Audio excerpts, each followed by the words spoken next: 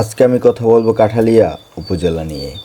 প্রাকৃতিক সৌন্দর্যমণ্ডিত ইতিহাস প্রসিদ্ধ বঙ্গোপসাগরের অববাহিকায় শান্তসৌম্য নদী বিষখালীর তীরে গড়ে ওঠা কাঠালিয়া উপজেলাটি একটি বহুল পরিচিত ও সমৃদ্ধ উপজেলা, যা ইতিহাস ও ঐতিহ্য একটি অতুলনীয় জনপদ।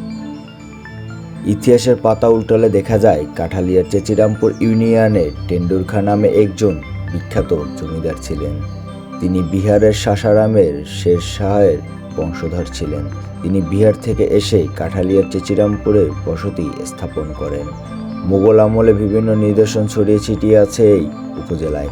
আওড়া বনিয়ার জমাদ্দার বাড়ির ঐতিহাসিক মসজিদটি মুঘল আমলের প্রতীক হিসেবে আজও মাথা উঁচু করে দাঁড়িয়ে আছে। বাংলাদেশ জাতীয় তথ্য বাতায়ন অনুযায়ী যদি আমি কাঠালিয়া উপজেলার তথ্য আপনাদের সাথে শেয়ার করি, সেক্ষেত্রে প্রথমেই বলতে হয় এই উপজেলার আয়তন সম্পর্কে।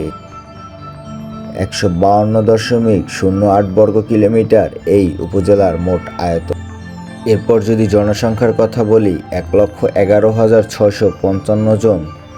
জনশুমারি ও গৃহগণনা ২০২২-এর তথ্য অনুযায়ী। তবে এখন বর্তমানে এই জনসংখ্যাটা এর থেকে হয়তো আরও কিছুটা বেড়েছে, কারণ তথ্যটা যেহেতু আরও কয়েক বছর আগের।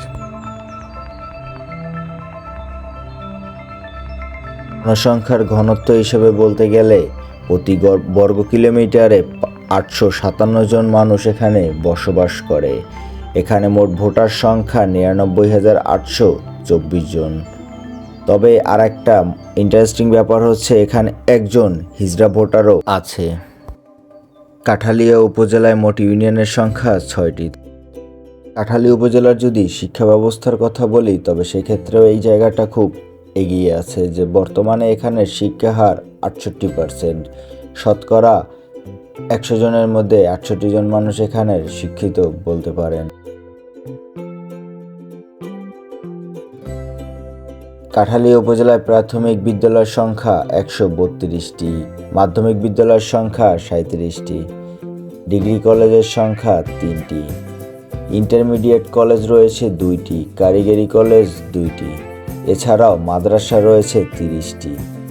আর সর্বশেষ যদি আমি এখানে বলতে চাই, যেহেতু আমরা মুসলিম, হিন্দু, খ্রিস্টান, বৌদ্ধ সবাই একসাথে সমাজে সংঘবদ্ধভাবে বসবাস করি, সেক্ষেত্রে এখানে মসজিদের সংখ্যাও অনেক। যেমন এই উপজেলাটিতে ১,০০১টি মসজিদ রয়েছে। এছাড়াও ১১৫টি মন্দির ও 2টি গির্জা রয়েছে এই উপজেলায়।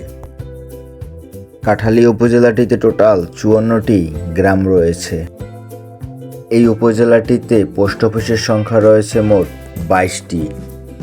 এই উপজেলাটি কৃষির দিক থেকেও কোনো অংশে পিছিয়ে নাই। এখানকার প্রধান ফসল ধান এবং সুপারি।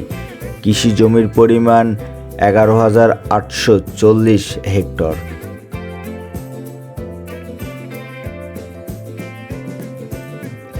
তবে এত কিছুর মাঝেও ভূমিহীন ও গৃহহীন পরিবারের সংখ্যাও রয়েছে এখানে অসংখ্য। সে পরিবারের সংখ্যা রয়েছে এখানে ৬০২টি।